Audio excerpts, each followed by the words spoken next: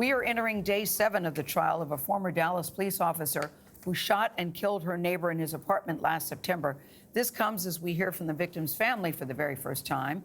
They hosted a gala yesterday on what would have been Botham Jean's 28th birthday. Omar Villafranca is at the Frank Crowley Courthouse in Dallas with more on the story. So, Omar, why could today be so critical for this case?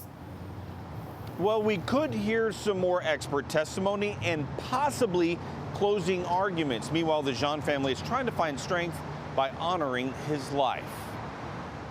I am just in awe of what we're seeing today. Sunday night in Dallas was the official U.S. launch of the Botham Jean Foundation. It was a formal red tie and red carpet fundraising gala and birthday celebration for the young man with a promising future. I think it's a demonstration of transition of pain that we're going through into power.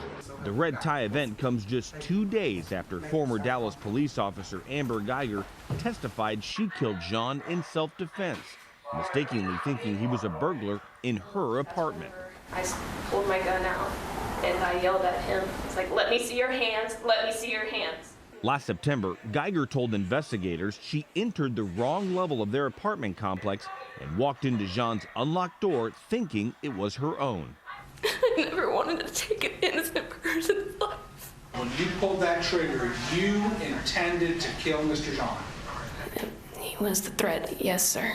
Early Wiley is a former judge and district attorney in Kaufman County, just outside of Dallas. She says, based on the evidence, she believes the jury will have a difficult time finding Geiger guilty of murder. I don't know how you could ever explain a mistake like that, how you could ever live with that. But is she criminally guilty? From my training experience, she may not be. No matter what the outcome is, we will still continue to honor him and to continue his legacy.